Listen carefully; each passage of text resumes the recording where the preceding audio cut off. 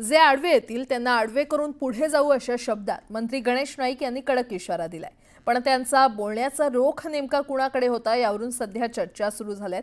ते ठाण्यामध्ये बोलत होते आणि त्यामुळे राजकीय वर्तुळात चर्चा आणखी रंगू लागल्यात। आगामी महापालिका निवडणुकीच्या पार्श्वभूमीवर ठाण्यात भाजपने मोर्चे बांधणी सुरू केली आहे। गणेश नाईक स्वतः जातीने लक्ष घालतात, तर कधी त्यांच्या नावाचे बॅनर ठाण्यात झळकतात, तर कधी गणेश नाईक ठाण्यामध्ये जनता दरबार भरवतात। त्यामुळे ठाणे महापालिका निवडणुकीत महायुती एकत्र निवडणूक लढणार की स्वबळाचा नारा देश शिवसेना भाजप आमने-सामने उभे ठाकणार याची ही चर्चा ठाण्यामध्ये सुरू आहे।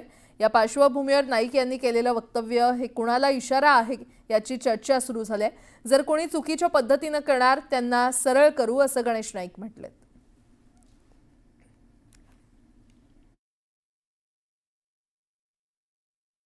काही अधिकारी टेंडर वरून इथल्या मोठ्या पदांवर आलेले आहेत असं बोलल्या जाते, तर त्यामुळे असे प्रकार घडतात नाही। म्हणून मी काय बोललो, ज्याला इथं नीट काम करताना चालू पडा ना।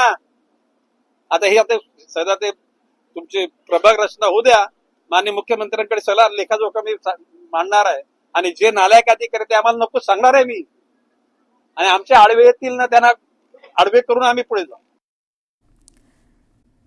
राज्य सकाळच्या महत्त्वाच्या 100 बातम्या अतिशय वेगवान स्वरूपात सुरुवात करूया।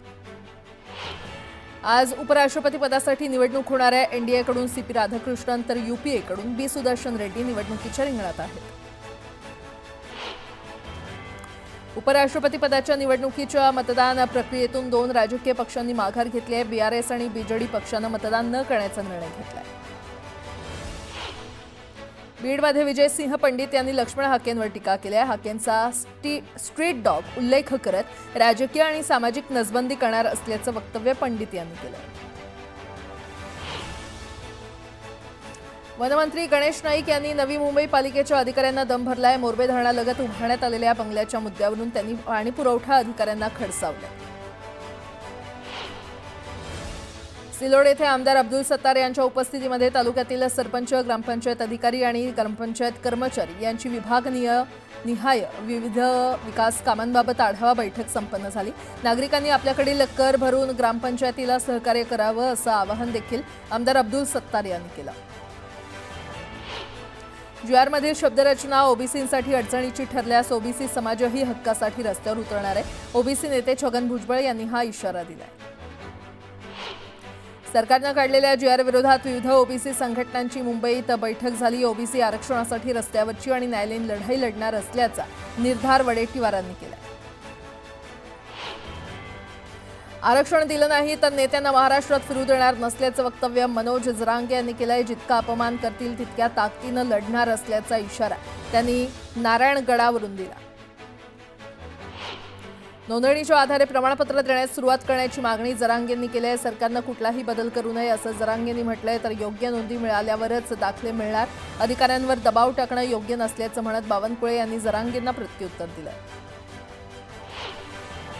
पदवीधर मतदारसंघ भाजपनं घ्यावा आणि शिक्षक मतदारसंघ शिवसेनेला सोडावा असं म्हणत शहाजी बापू पाटलांची भाजपला थेट ऑफर दिली आहे। यानंतर भाजपच्या भूमिकेकडे सगळ्यांचं लक्ष लागलंय। वर्ध्यात ओबीसी एकीकरण समितीच्या वतीनं छत्रपती शिवाजी महाराज चौकात धरणे आंदोलन करण्यात आलं। मराठा समाजाला ओबीसीमधून आरक्षण देऊ नये अशी मागणी यावेळी करण्यात आली। बुलढाण्याच्या खामगावात उपविभागीय कार्यालयासमोर ओबीसी समाजानं आंदोलन केलं। मराठा समाजाला ओबीसीमध्ये समावेश न करण्याची मागणी आंदोलकांनी केली आहे। ओबीसीतून आरक्षण दिल्यास तीव्र आंदोलन करण्याचा इशारा देण्यात आला। मराठा समाजाला ओबीसीमधून आरक्षणाचा शासन आदेश निघाल्यावर ओबीसी समाजात अस्वस्थता पसरली आहे। याच पार्श्वभूमीवर नांदेडमध्ये ओबीसी समाजाची महत्त्वाची बैठक पार पडली। ओबीसी हक्क परिषदेमध्ये अनेक स्थानिक नेते उपस्थित होते। मराठवाडा मुक्ती दिनी पालकमंत्र्यांना घेराव घालण्याचा निर्णय देखील घेण्यात आला। राज्य सरकारनं मराठ्यांना अत्यंत सुलभ पद्धतीनं कुणबी प्रमाणपत्र मिळावं यासाठी काढलेल्या जीआरमुळे ओबीसी समाज संतप्त झालाय।